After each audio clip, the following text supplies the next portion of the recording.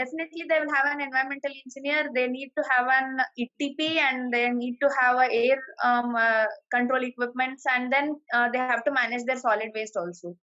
This is gaining more importance because like there are standards, and pollution control boards are very strict related to like this water related issues and air related issues. So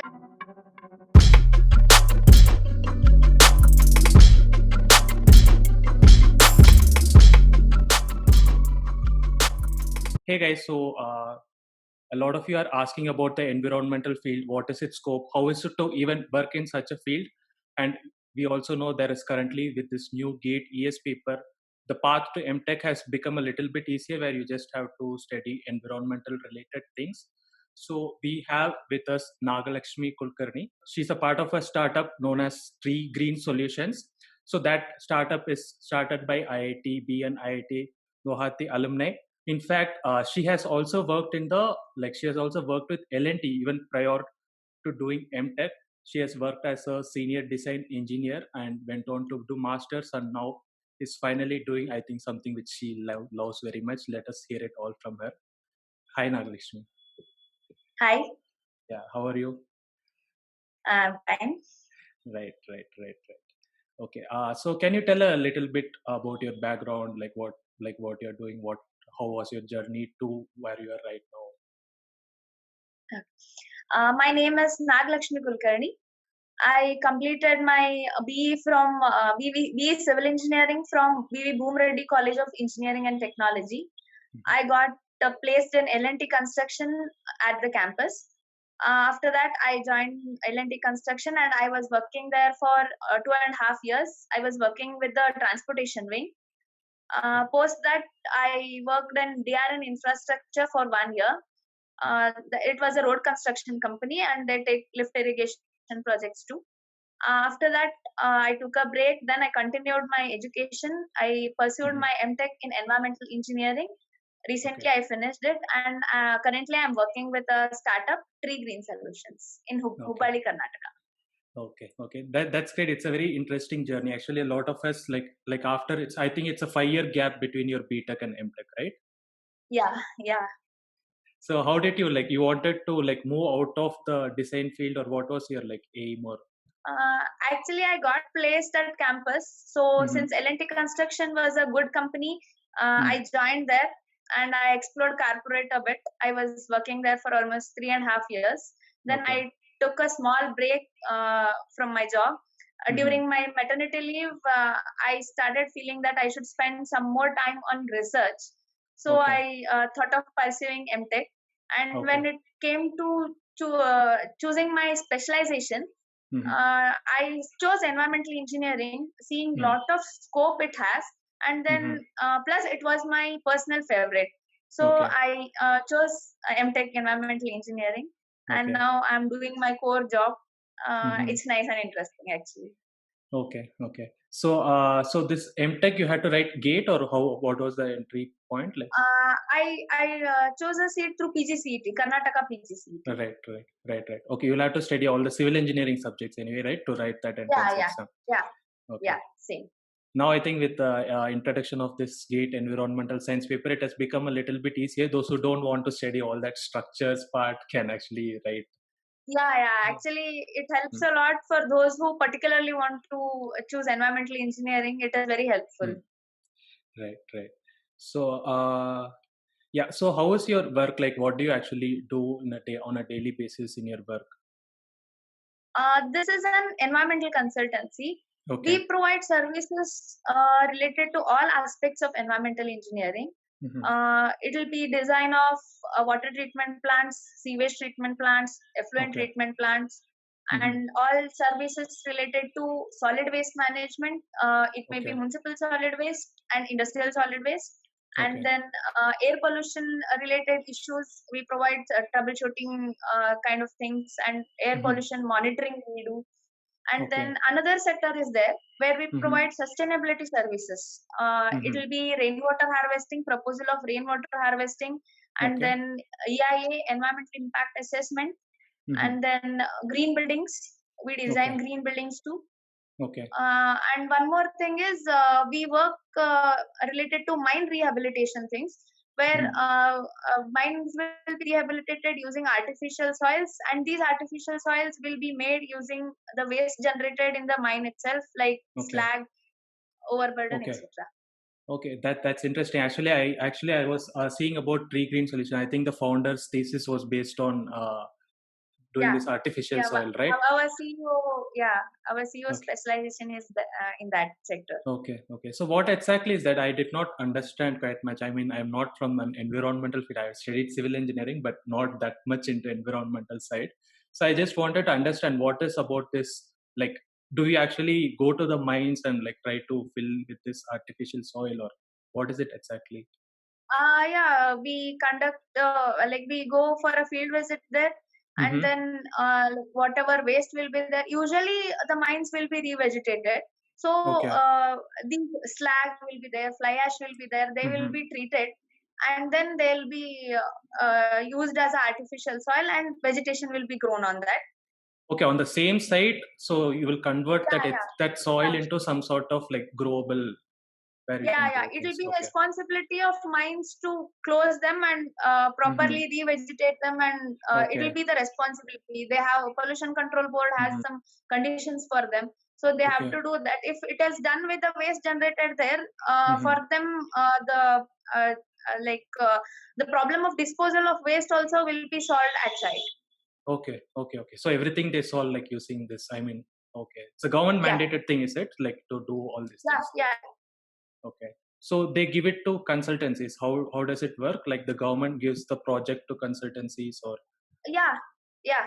Like okay. we are it's a new technology actually, so Mm-hmm. we are proposing it to them. Usually they'll get Okay. soil from some other place and they'll revegetate it. So this is a new Okay. concept what we are proposing. Right. I think I understood it. Yeah, earlier, we used to take natural soil from some other place and put it Yeah, there, but right now we are converting that itself into some sort of artificial soil. yeah, Okay. exactly. Okay. That's very interesting.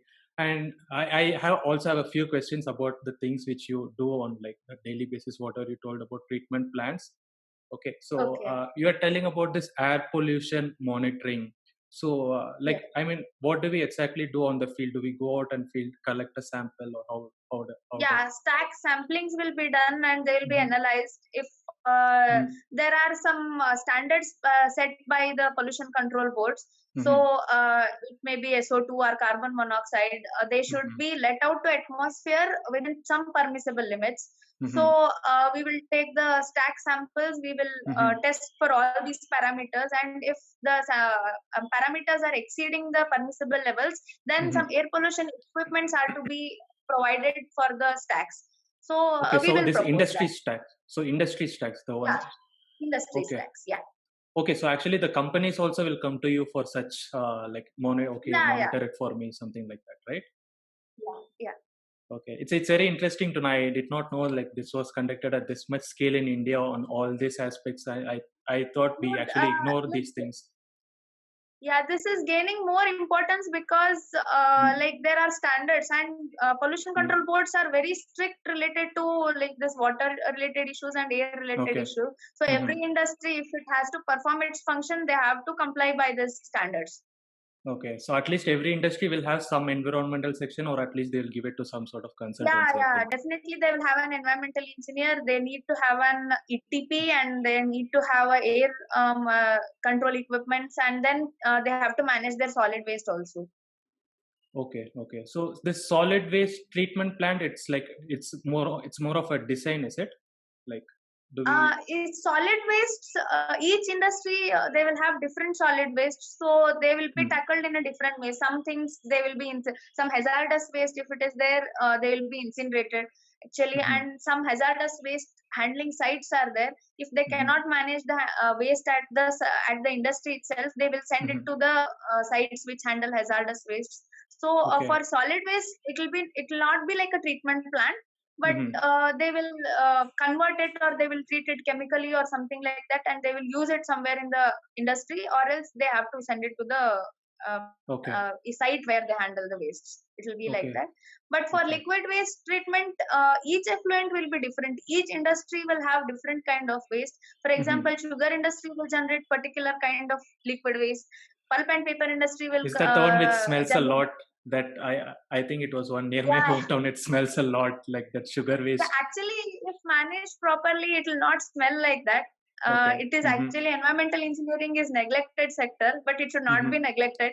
Okay. So we can control It that, will is be it? That all that yeah, smell and which comes out of it? yeah. If properly treated, that kind of issues will not be there. Okay. That's where we Okay. play our role. Right, right. Okay, what exactly do you do? Okay, an industry comes, let's say, for example, maybe sugar industry, they come to you. So they come up with a proposal how to control this or something, is it?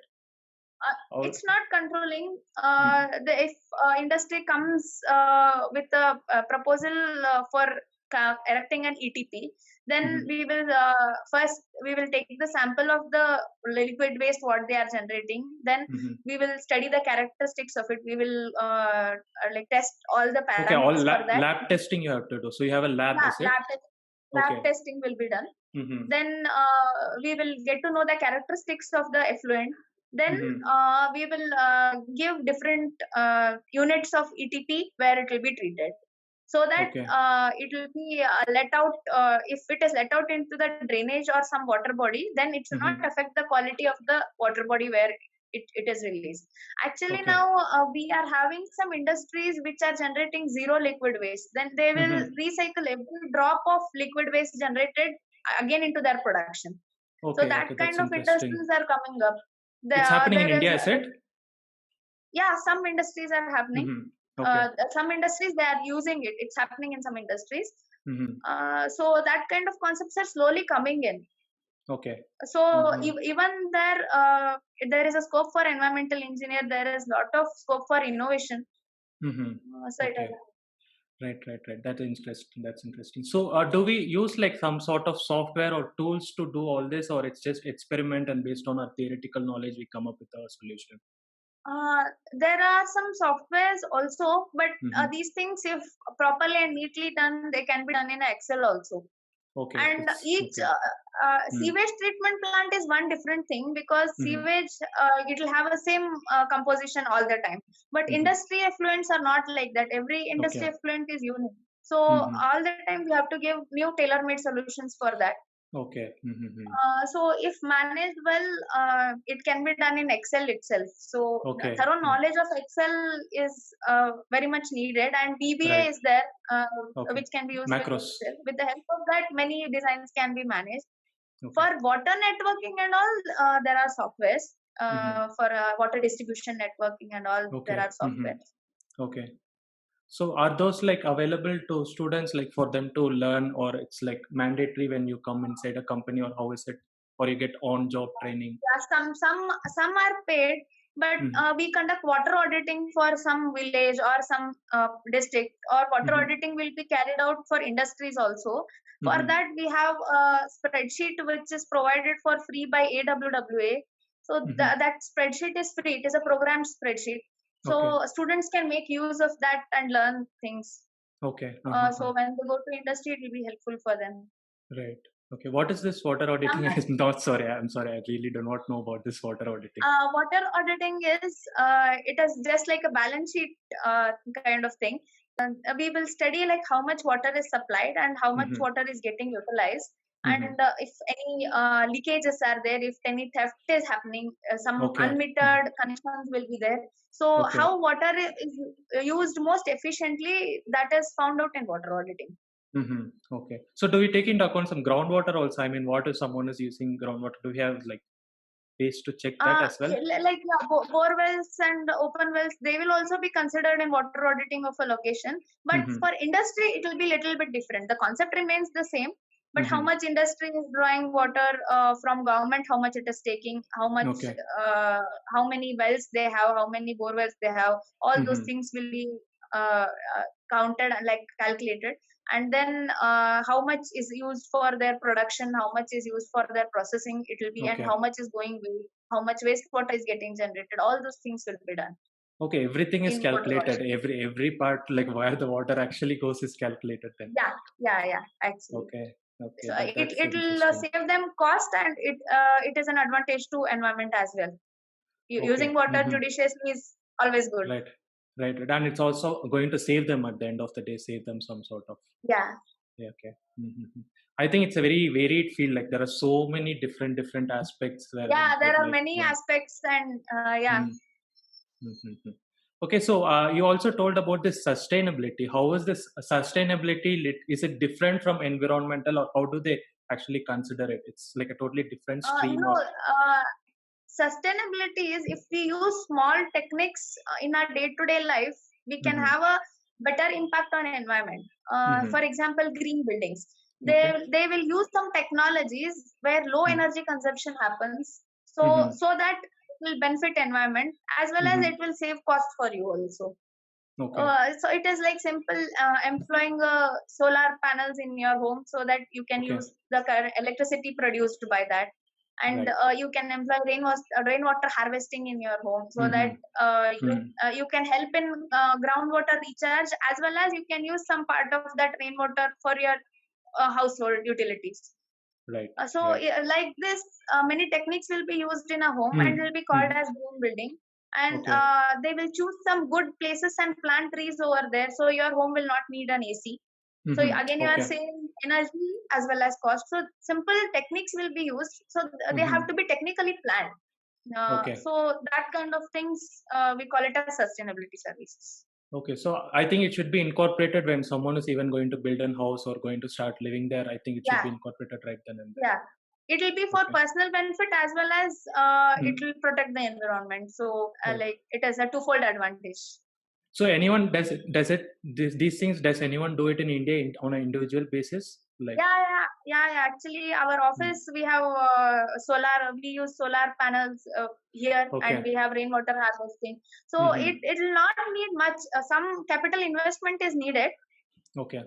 but affordable. In India, many people are doing that.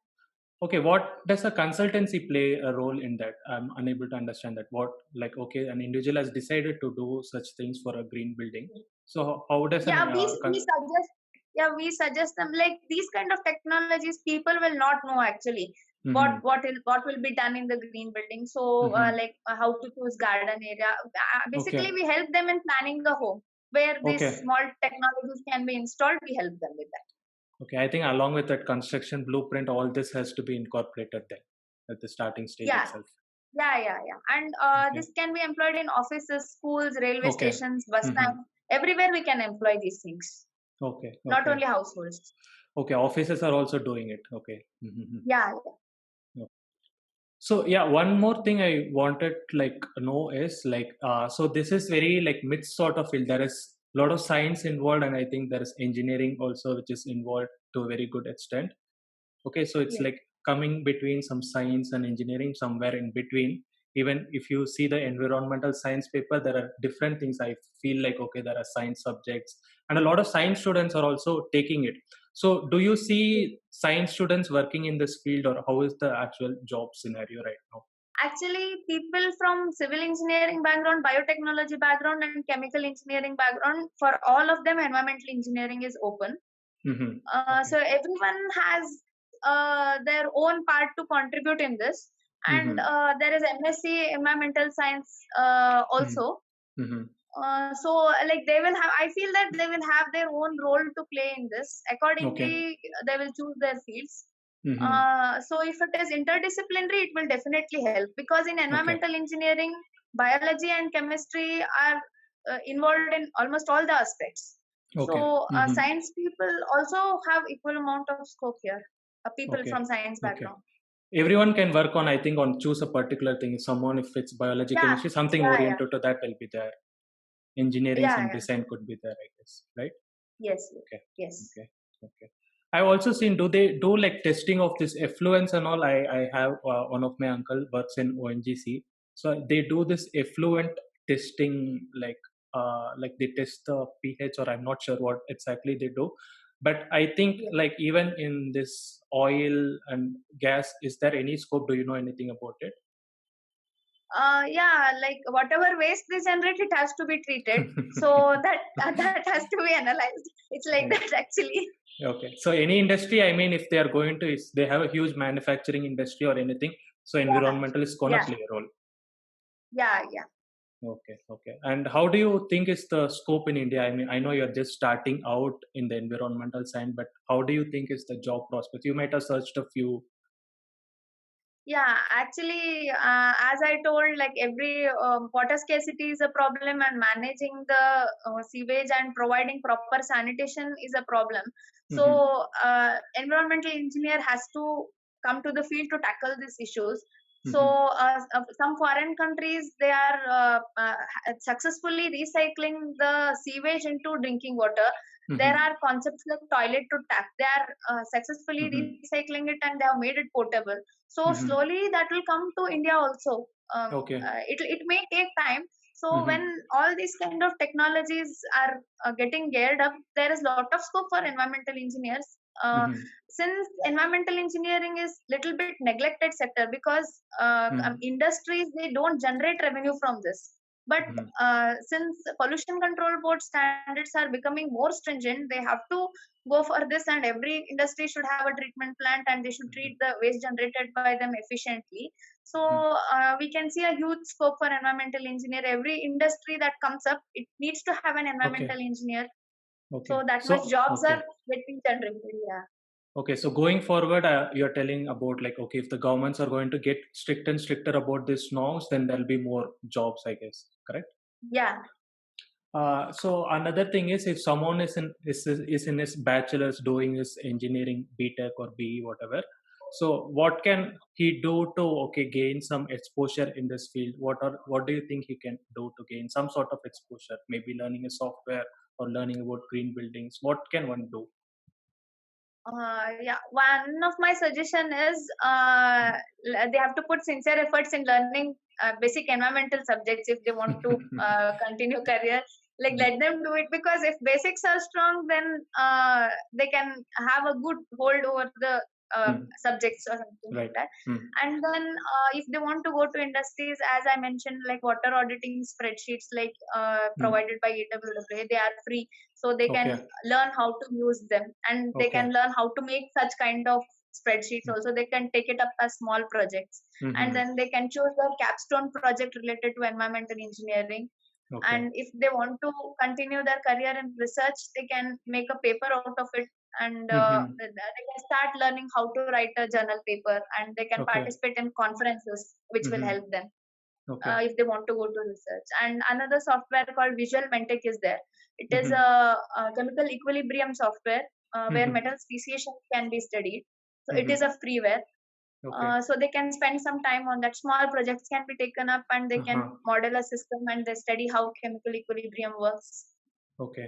So Mm-hmm. whatever is not available, which are paid softwares, that is a different thing. But Right. whatever is available for free, they can make maximum use of that. Uh-huh. How can one know? Okay, you told about software, and so how can one know? Okay, this is the software, or this is what I should learn. Like how can one Uh, even like think about such if things? they start reading some journal papers, they will Mm-hmm. understand what the recent trends are going on, and in Okay. that paper Mm-hmm. they will mention what softwares they have used, what Okay. analytical techniques they have used, so they Mm-hmm. can make use of that. So Okay. Okay. they Mm. can cultivate the habit of reading journal papers to keep updated in the field. Right. I think this is one field where the like research and job are like almost in sync. I think. Okay, if you are going to read the research papers, it's going to. I think it's going to be helpful in your job as well. Yeah, job as well. Yeah. Right. Because whatever, so from what I hear from some of my friends who do PhD, like it's a little bit away what is happening on the field and what they do research on. It's like there's a huge gap. So it's not always related like how you're telling for environmental field. Actually, it is not like that. Now industries they have their own R&D section, and then Mm-hmm. it is gaining importance. Product, it may be product development. So Mm-hmm. if you have experience in research, it may be helpful for you in industry also. You don't Mm-hmm. know what opportunity you will get, so it is always good to be well equipped with both the things. Right. I think the startup's founder also has done a PhD in this artificial soil. I think that's how he Yeah, started yeah, itself. yeah. That's Yeah, I work with many PhD people here. Right. So Right. it's a great experience actually. Okay. So a lot of PhD people are working, is it? With in your. Yeah, actually, so Mhm. it's like it's good to interact with them. We get to learn a lot of things with them Okay. actually. Mm-hmm. Okay. That's very good. Like after PhD, it's not always then becoming a professor, or I mean that's Yeah, the general thinking right now. What I see, so it's interesting yeah, to know there are jobs as well, like possibilities are there. yeah, Just go through some of the comments. If you have answers, you can let me know. I'll yeah, just tell you. yeah, Let me sure. just check. Okay, I think we have already answered a few of the questions. So someone is asking, can we still work in industries after having PhD? Not in academics, but like, can we work after PhD? Yeah, definitely. As I told my CEO, he has completed his PhD and Hmm. he has found this company. So definitely there are opportunities. It is like Hmm. how we convert the theoretical subjects, what we have learned. Uh, Hmm. it is the art, how we convert it into a practical aspect. That's all. Okay. And so someone wants to know the difference between environmental engineering and sustainable energy department. Uh, it's not like two different things. Hmm. We employ environmental friendly techniques Hmm. in sustainable services. That are Okay. there. Like it may not be a great engineering aspect or something like that. As I Mhm. mentioned earlier, simple technologies will be used for sustainability, but Mhm. definitely environmental engineering knowledge will help there. How will the opportunities be different being an environmental specialization compared to structures? I mean, a lot of civil engineers have this like, okay, let's go into structures. So, I think I have covered many of the aspects, like how it is different from structures. obviously, it's about the interest. Yeah, let's skip that. Yeah. And okay, someone wants to know, is this field helpful for someone who wants to work on air pollution or solid waste management? I think he wants to know after doing MTech in environmental side, can he work on fields like air pollution or solid waste management? Is there any specific Yeah. companies which work, or it's like how you do in your consultancy? Okay, it is one of the parts. Yeah, like usually consultancies they offer multiple options like this, Hmm. and there are some scientific landfills which manage municipal solid waste. Actually, Mhm. all places will not have scientific landfills. It is very Okay. important to have them so that the municipal solid waste will be managed very well. So Mhm. they can try to find a job there if they want to particularly work on some aspect like solid waste management. Okay. So we have to go into a consultancy and then probably like tell them, okay, this is what I Yeah, want to work this on. consultancy will give you experience in many fields, like Mhm. it will touch all the areas in environmental engineering. Okay. And as a MTech, we do study these things also, right? About air pollution. Yeah, everything we will have it in our curriculum. Water, Okay. wastewater, industrial Mhm. wastewater, air Mhm. pollution, solid waste Okay. management, everything, Mhm. and modeling concepts. All things we will study it in our Right. MTech. Okay. Does air pollution also involve a bit of modeling, or it's only about collection of data and? No, modeling is also in air quality models are there. Okay. Based on those models, we study the quality. We have air pollution quality monitor index. We have so that Okay. that index it will give you the idea about the air quality in the surrounding. Mhm. So Mhm. modeling is definitely involved in air pollution. Okay. This index is, I think, I'm residing in Bangalore. I see in some places they tell, okay, it's 81 right now, it's 91. They put it with a Yeah, green or yellow sign. AQI. Yeah, based on Okay. that, we can predict the air quality around Mhm. around you how it is. Okay. I think we have covered almost all the questions. There is one more question. It's like, so are there many startups being you are from being in a startup? So I just wanted to put forth this question. So are there many startups coming in this field, or how is the scenario right now? Do startups even consider, Yeah, okay? many startups. Some startups they are developing like product based startups are there. They float a Mhm. product. It may be like simple cost effective water filter or some Okay. air purifier for Mhm. indoor air quality management. So that Okay. kind of thing, many startups are there. They are Mm. into product development. Even we are working on such things. So Okay. hopefully in recent future we will also launch some products from our company. Yes, all the So many best for startups that. are there. Actually. Okay, Thank you. okay, okay. So that's interesting. No one would probably they wouldn't even like we wouldn't know. Okay, this product or we wouldn't connect it with the environmental side. I think quickly, like even that air purifier or whatever you're telling about. Yeah. Hmm. Okay.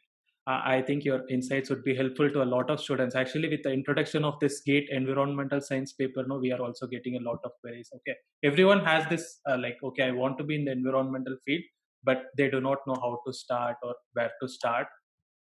So I think your insights would be very helpful to them, and I hope we can keep having you on a channel if some sort of like we want to have an interactive talk. Sure. Thank you. Yes, yes. Okay. Thank you, Nagalashmi. Thank you. And